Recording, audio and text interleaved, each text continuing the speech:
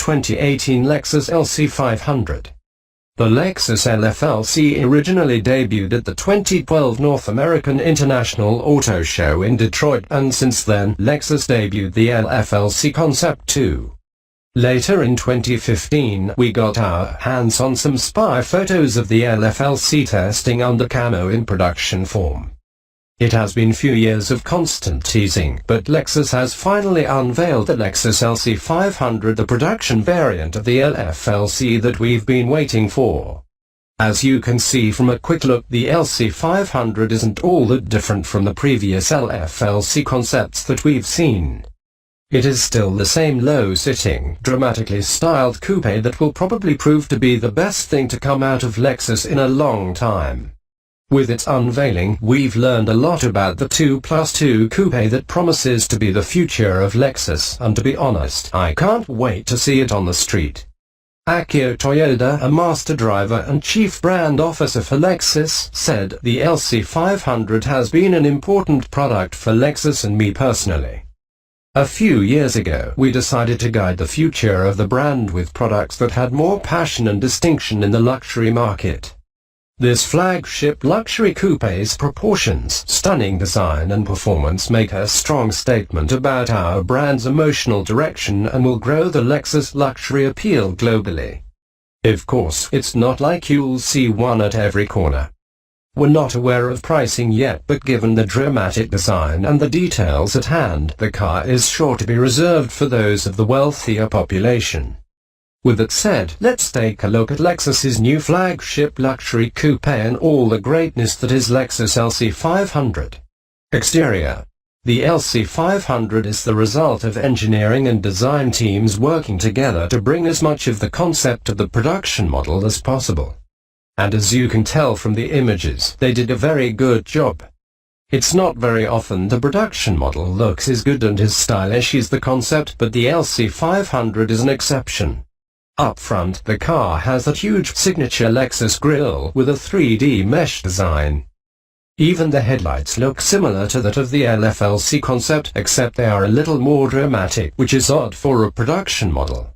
Below the headlights sit the vertical LED running lights, and below those are two small air vents that surely help aerodynamically.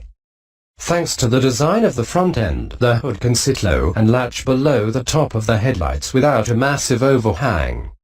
That hood, by the way, looks sporty and muscular and surely hides a monster of an engine. To the sides, the fenders seem to travel really high on the body, actually mating to the A-pillars several inches higher than where the side view mirrors mount to the doors. A very mild body line travels from the side of the door all the way to the rear, just over the rear wheel arches. The side skirts below the door add a muscular look to the side and sit rather high at the rear quarters, providing an air dam that feeds air to the rear wheels. The dramatically sloped roofline feeds down to an elevated trunk lid with a built-in protrusion that acts like that of a small fin. Sitting just below the deck lid are the unique multi-layer tail lamps that have a sequential L motif. The rear fascia has even more dramatic body lines, carrying a similar shape as the front grille. Below the fascia sits a rather bland diffuser with twin, dual exhaust pipes surrounded by rectangular chrome trim. Needless to say, this is going to be one of the craziest looking coupes on the road, at least for now anyway. Interior. One look at the inside and all I can say is wow. The entire cabin is wrapped in sewn leather and Alcantara, including the steering wheel, center console, and dashboard. That amazing Takumi craftsmanship is unmistakable, even from a distance. The instrument cluster is rather simplistic, with a single gauge in the middle that functions as a tachometer.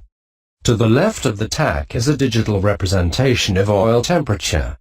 Above the digital fuel gauge on the right is a digital display of the engine's coolant temperature. Current time is displayed on the top right and the outside temperature on the top left.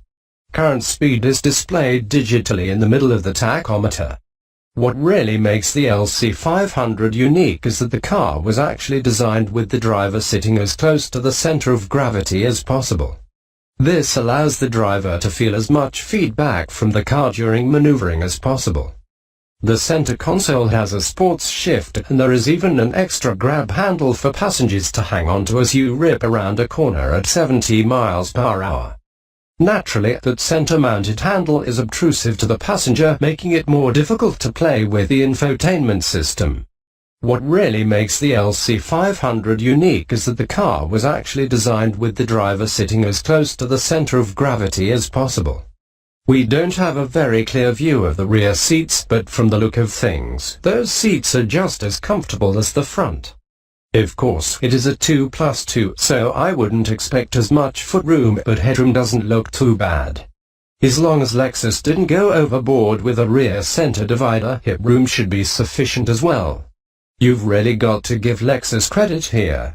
For a cabin that is rather void of accenting of any kind, it looks visually pleasing. A lack of accenting inserts allowed for spectacular designs in the upholstery and console materials. Look at the door trims, for instance. Those 4 unique lines give the detailed interior class without sacrificing quality. Plus, with the way the seats are designed, it looks like the seats were built piece by piece. Surely, they will be a pleasure to sit in.